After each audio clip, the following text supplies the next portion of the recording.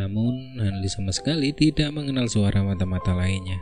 Dia pasti belum pernah bertemu orang ini sebelumnya. Namun dilihat dari suara mata-mata itu, usianya pasti relatif muda, sekitar 20 tahunan. Sayangnya demi menjaga keselamatannya sendiri, Hanli tidak berani mencuri pandang. Ia khawatir kedua pria itu memiliki keterampilan bela diri yang dapat mendeteksi tatapan matanya, sehingga mereka dapat mengetahui keberadaan orang luar di sekitarnya. Potensi keuntungan yang didapat tidak sebanding dengan potensi kerugiannya. Setelah kejadian yang sedikit berbahaya ini, perjalanan selanjutnya menjadi cukup aman. Hanli akhirnya kembali ke rumah setelah waktu makan malam rutinnya. Seperti biasa, Dr. Mo secara misterius mengunjunginya dan memberinya pandangan yang tidak menarik. Selain memberinya beberapa obat racikan, ia biasanya membiarkan Hanli melakukan apa yang diinginkannya. Hanli tampak seolah-olah tidak menyadari obat-obatan yang diberikan Dr. Mo. Obat-obatan itu semuanya dibuat dari bahan-bahan obat langka yang dikumpulkan dari ekspedisi sebelumnya di luar gunung. Hanli yakin bahwa Dr. Mo telah mengabaikan harapannya terhadapnya dan telah menyiapkan rencana jahat lainnya. Untuk saat ini, Hanli sama sekali tidak menghiraukan obat berharga yang diberikan Dr. Mo. Namun, untuk menghindari kecurigaan dari Dr. Mo, dia menjepit hidungnya dan menelannya. Dia menepis semua kecurigaan bahwa obat-obatan itu dicampur racun. Saat ini, luka apapun yang ditimbulkan Dr. Mo pada Hanli hanya akan menyakiti dirinya sendiri. Mengenai bertemu mata-mata geng serigala liar, Hanli memikirkan cara yang terbaik untuk menghadapi mereka dalam perjalanan kembali ke kediamannya. Meskipun dia tidak terlalu bersemangat terhadap Sekte 7 Misteri, dia sudah setengah jalan untuk menjadi murid dalam. Bagaimanapun, mungkin dia bisa bersikap tidak memihak terhadap urusan yang merugikan Sekte 7 Misteri di depan matanya dan mengabaikannya sama sekali. Dia telah lama memikirkan kandidat terbaik untuk menangani masalah ini. Li Feiyu, murid senior Li yang terkenal. Menurut pengalaman Hanli, mungkin alasan Li Feiyu mengonsumsi pil ekstraksi esensi adalah karena ia sangat menghargai menjadi pusat perhatian yang jauh lebih besar daripada orang biasa dan memiliki ambisi yang tidak sedikit. Ia selalu bermimpi memasuki divisi atas Sekte 7 Misteri dan selanjutnya menjadi pusat perhatian. Hanli sebelumnya menduga bahwa Li Feiyu mungkin mengira dirinya berada di tahap akhir hidupnya, sehingga ia pun menjadi semakin panik dan haus akan ketenaran. Jika Hanli mengizinkan Li Feiyu memberikan kontribusi besar kepada Sekte 7 Misteri, Li Feiyu pasti akan sangat gembira. Dengan begitu, Hanli akan dapat membalas budi ke Li Feiyu karena telah mencuri buku-buku panduan pedang. Memikirkan seni pedang berkedip, Hanli merasakan gelombang emosi. Hanli tidak berbohong sedikit pun mengenai seni pedang berkedip kepada sahabatnya itu. Seni pedang ini sungguh tidak cocok untuk Li Feiyu. Namun Hanli tidak mengungkapkan banyak detailnya. Aturan penting untuk bertahan hidup adalah bahwa seseorang harus selalu menyimpan beberapa rahasia, terlepas dari siapa yang merahasiakannya. Meskipun Li Feiyu dan Hanli tampak memiliki hubungan dekat, namun itu bukanlah sesuatu yang luar biasa. Akan tetapi, isi yang tertulis dalam buku petunjuk rahasia tersebut sangat berbeda dengan ajaran bela diri pada umumnya. Hanli merasa bahwa daripada menyebutnya sebagai seni pedang, akan lebih tepat jika menyebutnya sebagai kecerdikan pedang. Itu adalah integrasi lengkap dari cuaca, waktu, posisi yang menguntungkan, dan teknik pembunuhan rahasia terhadap semua jenis faktor dan orang. Keterampilan seperti itu jarang terlihat. Itu adalah keterampilan membunuh murni. Begitu pedang diunus, kematian pun mendekat. Buku-buku ini menggambarkan lingkungan yang berbeda, waktu dalam sehari, dan penggunaan keterampilan pedang rahasia yang dipraktikkan dengan tekun. Ada berbagai macam teknik pasti yang dapat membunuh musuh dalam satu serangan. Buku panduan mengajarkan mereka yang mempelajari keterampilan pedang ini untuk memanfaatkan setiap pohon dan helai rumput di medan. serta sinar cahaya dari semua intensitas dan sudut untuk menghalangi penglihatan lawan.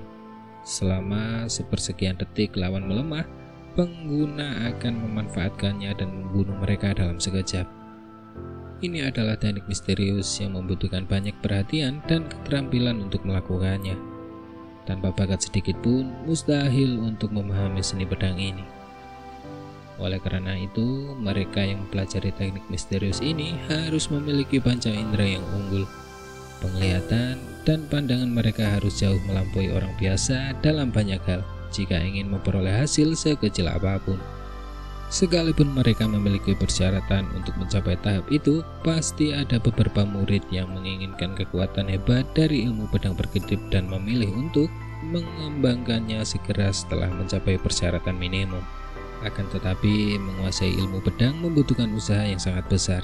Selain itu, persyaratannya pun lebih berat. Mereka yang menguasai teknik misterius ini tidak akan memiliki kekuatan batin murni. Jika tidak, tubuh mereka akan mengalami komplikasi saat mencoba menjalankan teknik tersebut. Hal ini membuat pengembang ilmu pedang menjadi sangat sulit. Bahkan jika seseorang dengan ki sejati cukup beruntung untuk berhasil, jika ki sejati dalam tubuh mereka menjadi terlalu kuat selama pertarungan yang sebenarnya, manuver pedang tanpa disadari akan menghasilkan deformasi. Deformasi ini meninggalkan celah besar bagi lawan untuk memanfaatkannya, sehingga menyebabkan bencana yang mengancam jiwa. Persyaratan ini pada dasarnya menyingkirkan sebagian besar orang yang mencoba mengolah teknik tersebut. Di Jianghu ada pepatah umum, berlatih tinju dan mengabaikan keterampilan akan berakhir dengan usaha yang sia-sia. Tidak berlatih kekuatan batin adalah tabu yang sangat besar. Siapapun yang meninggalkan kultivasi ki sejati mereka dan menyebarkan nama mereka dengan ilmu pedang yang tak terlukiskan akan benar-benar menjadi bahan tertawaan di dunia persilatan. Oleh karena itu, hanya sedikit orang yang tersisa yang masih mempunyai niat untuk meneruskan budidaya teknik ini. Akan tetapi, bahkan jika orang-orang itu memiliki banyak bakat dan tidak memiliki masalah dalam meninggalkan ki sejati, rintangan terakhir yang sulit akan benar-benar menghilangkan niat mereka untuk meneruskan jalan ini. Kendala terakhir adalah sifat ilmu pedang berkedip yang sangat rumit dan perlu menghafal dengan seksama kondisi-kondisi cermat di mana setiap manuver pedang dalam manual pedang dapat diterapkan. Melihat tumpukan besar manual rahasia yang tebal akan membuat orang kebanyakan takut pada pandangan pertama. Setiap buku panduan pedang mewakili satu manuver pedang, dan setiap manuver pedang dapat dipecah menjadi ratusan bentuk pedang. Setiap bentuk pedang harus dipilih dengan seksama untuk lingkungan yang berbeda dan waktu yang berbeda pula. Untuk menguasai sepenuhnya seni pedang berkedip, seseorang harus memanfaatkan teknik yang berbeda untuk setiap situasi. Banyak keterampilan pedang, apalagi kultivasinya bisa membuat kepala seseorang pusing. Belum lagi hal ini menuntut hafalan dan pemahaman menyeluruh terhadap setiap gerakan dan bentuk pedang. Persyaratan abnormal yang disebutkan sebelumnya telah menghalangi banyak sekali pengikut yang termotivasi, membuat mereka tak henti-hentinya mengumpat dalam hati kepada tetua yang telah menciptakan seni pedang ini. Seiring berjalannya waktu, sekte 7 misteri perlahan kehilangan minat pada teknik pedang ini, karena menganggap mustahil bagi seseorang untuk berlatih teknik bela diri ini. Banyak murid mengira bahwa tetua telah mengarang ajaran bela diri ini tanpa dasar dan asal-asalan karena ia sedang menghadapi pintu kematian. Kalau tidak, mengapa ada persyaratan yang berlebihan ini? Ini sengaja dirancang untuk menyulitkan murid yang tidak menyadari keadaan. Akibatnya, buku-buku rahasia ini disimpan di rak, tidak lagi menarik perhatian siapapun. Mereka yang mengeluh tidak tahu bahwa tetua yang menciptakan ilmu pedang ini memiliki tingkat keterampilan yang sangat dalam dan mendalam. Akan tetapi, meridiannya terluka saat bertarung melawan kultivator Jianghu lainnya. Akibatnya, ia tidak dapat mengolah ki sejati. Demi menjaga statusnya di sekte, sang tetua merahasiakan masalah ini. Sejak saat itu, ia bertindak misterius, berpura-pura memiliki kekuatan luar biasa untuk menipu semua anggota sekte. Namun sejak saat itu tidak dapat disangkal bahwa ia tidak memiliki kemampuan untuk melindungi dirinya sendiri. Ia harus mengandalkan kecerdasan dan pengalaman sejak saat itu, melindungi dirinya sendiri melalui tipu daya. Era itulah saat sekte 7 misteri berada di puncak kekuasaannya. Ketika tetua ini menyadari bahwa kekuatannya tidak akan pernah pulih, ia menjadi depresi dan mengorganisasi banyak serangan rahasia terhadap sekte-sekte yang lebih kecil. Ia bertindak di belakang atasannya dengan menggunakan skema penipuan yang menyembunyikan gerakannya. Selama penggerebekan, dia secara paksa menyita banyak buku panduan bela diri rahasia dengan harapan menemukan keterampilan tingkat atas yang dapat dia kembangkan tanpa gizi sejati. Setelah bertahun-tahun melakukan penelitian, tetua itu memang menemukan banyak teknik misterius yang tidak memerlukan gizi sejati. Namun, tidak ada satupun yang cocok untuknya. Dia sangat tertekan. Namun tetua ini memiliki bakat dan kecerdasan yang jauh melampaui orang kebanyakan. Karena menderita depresi dan frustasi, ia memutuskan untuk menggabungkan semua teknik bela diri yang tak terduga yang telah ia temukan, sehingga menciptakan serangan keterampilan tingkat atas miliknya sendiri. Begitu gagasan itu muncul dalam benaknya, ia benar-benar terobsesi olehnya. Ia bermaksud menciptakan seperangkat teknik khusus yang unik untuk dirinya sendiri. Ini adalah sesuatu yang ingin dilakukan oleh semua seniman bela diri. Dengan perhatian dan usaha penuh, ia mencurahkan seluruh dirinya untuk meneliti. Hingga akhirnya karena takut akan gangguan, ia memasuki meditasi tertutup dan tidak peduli dengan masalah-masalah sekte. Menciptakan serangkaian keterampilan adalah hal yang sangat sulit dilakukan. Belum lagi fakta bahwa keterampilan yang ingin ia ciptakan haruslah keterampilan tingkat atas yang tidak memerlukan gizi sejati untuk melakukannya. Menciptakan keterampilan bela diri yang belum pernah ada sebelumnya ini adalah sebuah proses yang dipenuhi dengan banyak kesulitan yang jauh melampaui harapannya. Akan tetapi, tekad dan kemauannya melampaui manusia normal. Setelah setengah dari usaha seumur hidupnya yang ia curahkan selama 10 tahun, ia akhirnya menciptakan keterampilannya sendiri, seni pedang berkedip. Tetua itu sangat gembira, menyebarkan berita gembira itu kepada anggota sektenya. Akan tetapi, ia menemukan bahwa sekte 7 misteri telah mengalami kemunduran yang luar biasa dan kini hanya bayangan dari dirinya yang dulu. Sekte 7 misteri telah diserang dan dikepung oleh aliansi berbagai sekte. Sekte itu dapat dimusnahkan kapan saja. Sang tetua sangat marah dan khawatir setelah mendengar berita itu. Dengan menggunakan keterampilan yang baru saja diciptakannya, ia melepaskan kekuatan ilahinya, membunuh banyak lawan tingkat atas dan membuat takut mereka yang tersisa. Di bawah pengepungan berbagai sekte, ia berhasil membantai jalan berdarah menuju keselamatan, menciptakan jasa besar bagi sekte 7 misteri. Sayangnya, meskipun sekte tersebut berhasil mencegah bencana, tetua tersebut berada di ambang kematian. Ia hanya dapat mewariskan keterampilan barunya dan menyimpannya di 7 aula tertinggi, meninggalkannya untuk murid-murid lain sebelum ia meninggal. Yang lebih disesalkan lagi adalah bahwa setelah bertahun-tahun tidak ada satupun generasi berikutnya yang berhasil mengembangkan keterampilan khusus ini selain Hanli. Akibatnya, mutiara cemerlang ini tersembunyi di bawah debu, tidak pernah lagi melihat cahaya matahari. Hanli tidak tahu sejarah di balik seni pedang berkedip. Bahkan jika dia tahu, dia tidak akan tergerak. Baginya, selama seni pedang ini bisa melindungi hidupnya sendiri saat dia berhadapan dengan Dr. Mo, itu sudah cukup. Mengapa harus peduli dengan sejarahnya? Proses pembuatannya, Hanli tidak tertarik dengan detail yang membosankan seperti itu. Dia orang yang praktis. Hanli tidak akan tertarik menghabiskan waktu untuk energinya untuk memahami hal-hal yang tidak bermanfaat baginya. Di kediamannya sendiri, Hanli menyalakan lampu minyak sambil berbaring di depan meja. Ia berulang kali membolak-balik halaman buku panduan di bawah cahaya lilin. Dia tidak berniat menyalin buku panduan itu. Yang direncanakannya adalah menggunakan memori eidetiknya dan menghafal semua isi buku panduan rahasia itu. Dengan cara ini, dia selalu bisa mengingat isinya tanpa menimbulkan kecurigaan. Mengenai Dr. Mu, Hanli masih memiliki kewaspadaan yang tinggi. Dia tidak cukup bodoh untuk berpikir bahwa dia akan aman karena Dr. Mu telah mengendurkan pengawasannya. Jika Dr. Mu tahu tentang semua buku petunjuk rahasia yang ada di kediamannya, bukankah semua rencananya akan sia-sia?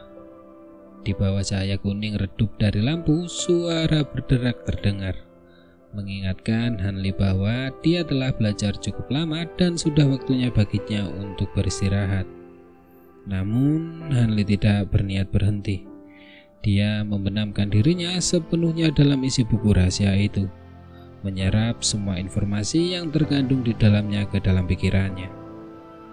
Saat cahaya itu muncul, sebuah bayangan muncul di dinding dan mulai bergoyang maju mundur dalam cahaya yang berkedip-kedip. Hanli terus duduk di sana, tenggelam dalam buku-buku pedang dan tidak bergerak sedikit pun. Tubuhnya sangat kontras dengan bentuk yang hampir seperti iblis ini. Namun jika seseorang melihat lebih dekat, dia akan melihat semacam harmoni di antara keduanya. Seiring berjalannya waktu, bayangan di belakang Hanli menjadi kabur dan perlahan-lahan menghilang. Di luar, fajar telah menyingsing. Tanpa disadari, Hanli telah menghabiskan sepanjang malam untuk belajar. Apa? Suara lembut terdengar saat cahaya lampu padam. Baru saat itulah Hanli tersadar. Ia mengangkat kepalanya dan menatap lampu minyak sebelum melirik cahaya siang yang bersinar di luar kediamannya. Senyum getir tersungging di lubuk hatinya. Bayangkan saja, dia menghabiskan seharian mempelajari dan meneliti teknik membunuh. Dia benar-benar telah berubah dari dirinya yang dulu. Hanli tenggelam dalam pikirannya sejenak sebelum berdiri dan meregangkan tubuhnya, menyebabkan suara retakan terdengar. Setelah melakukannya, ia meninggalkan kediamannya dan pergi mengambil baskom berisi air dingin dari sumur terdekat untuk membersihkan dirinya. Hanli mengaktifkan seni mata air abadi, memulihkan energinya dan menghilangkan semua kelelahan dari malam sebelumnya. Setelah semalam belajar dan meneliti, Hanli sudah tahu bahwa ia harus benar-benar memahami prinsip di balik rangkaian teknik bela diri ini. Jika ia tidak berlatih setidaknya selama 8 hingga 10 tahun, tidak mungkin ia bisa menguasainya. Bahkan seorang jenius pun setidaknya membutuhkan 2 atau 3 tahun untuk memperoleh hasil. Waktu tidak menunggu siapapun. Hanli tidak punya banyak waktu lagi. Paling lama, ia punya waktu 4 hingga 5 bulan lagi sebelum ia dan Dr. Mu benar-benar memperlihatkan kartu truf mereka. Sebelum itu, ia tidak punya pilihan selain memperoleh keterampilan untuk membela diri. Akibatnya, ia akhirnya memutuskan untuk hanya mengolah teknik misterius yang lebih sederhana dan mudah yang dapat segera digunakan. Teknik yang lebih sulit akan dikesampingkan untuk sementara. Setelah ia berhasil lolos dari serangan harimau, belum terlambat untuk melanjutkannya. Ini akan sangat mengurangi waktu kultivasinya, sehingga dia dapat menguasai banyak teknik rahasia yang lebih sederhana dengan cepat dan menyeluruh. Pikiran Hanli mengerti bahwa jika dia bisa menguasai teknik rahasia ini sepenuhnya, dia belum tentu sebanding dengan Dr. Mu. Jika Dr. Mu tidak berbohong terakhir kali, kekuatannya akan sebanding dengan penguasa wilayah yang termasyhur. Hanli tidak tahu berapa banyak gerakan ganas dan kejam yang belum terungkap selama serangan balik terakhir mereka. Dia khawatir keterampilan yang telah diungkapkan Dr. Mu hanyalah sebagian kecil dari kekuatan aslinya. Saat Hanli memikirkan kelincahan mengerikan Dr. Mu, semburan rasa takut yang dingin merasuki pikirannya. Dia sangat sadar bahwa waktu yang dimilikinya untuk belajar itu singkat dan ancaman apapun yang dapat dikerahkannya terhadap Dr. Mu akan sangat kecil. Nyaris tak berarti, tetapi membiarkan tangannya terikat dan membiarkan dirinya dimanipulasi adalah sesuatu yang tidak dapat dibiarkan Hanli. Hanli tahu bahwa jika dia mengangkat tangannya melawan Dr. Mo, dia hanya akan memiliki satu kesempatan yang menentukan untuk meraih kemenangan. Dr. Mo kemungkinan besar akan memandang rendah dirinya. Hanya dengan memanfaatkan kecerobohan dan kelalaian Dr. Mo terhadapnya, Hanli akan mampu mengejutkannya dan mungkin memperoleh kesempatan untuk hidup. Pada hari-hari berikutnya, Hanli selesai menghafal semua buku panduan seni pedang berkedip. Dari buku panduan tersebut, ia memiliki teknik rahasia yang paling berguna baginya. Ia mulai menelitinya, bermeditasi pada jalur kultivasi yang akan memberikan hasil tercepat. Dia memeras otaknya selama beberapa hari. Seperangkat metode kultivasi dari buku panduan diletakkan di hadapannya. Dalam waktu yang singkat ini, dia mampu menyelesaikan tugas yang rumit, membuatnya merasa senang karena efisiensinya luar biasa. Selama paruh kedua bulan ini, Hanli menangani beberapa urusan sepele, mempersiapkan dirinya sepenuhnya dengan memastikan tidak ada lagi yang perlu dikhawatirkan. Pertama-tama, dia mengembalikan buku-buku petunjuk rahasia itu kepada Li Feiyu dan memanfaatkan kesempatan itu untuk menceritakan kepadanya tentang perjumpaannya dengan mata-mata geng serigala liar, serta identitas sebenarnya dari pelayan dapur. Setelah Li Feiyu mendengar ini, dia sangat terkejut. Dia menepuk bahu Hanli dan berulang kali berkata, "Saudara yang baik, karena telah memberinya jasa yang begitu besar tanpa mengambil pujian apapun." Hal ini sangat menyentuh hatinya. Namun dia tidak tahu bahwa kehidupan Hanli saat ini sedang sibuk. Bagaimana mungkin Hanli berpikir untuk menangkap mata-mata? Dengan memberitahu Li Feiyu, Hanli tidak perlu repot-repot dengan masalah ini dan juga akan mendapatkan perhatian dari murid senior itu dengan biaya yang sangat murah. Apa yang akan Hanli lakukan terhadap hal ini? Setelah menyelesaikan urusannya dengan Li Feiyu, Hanli mengunjungi pandai besi paling terampil di sekte tersebut.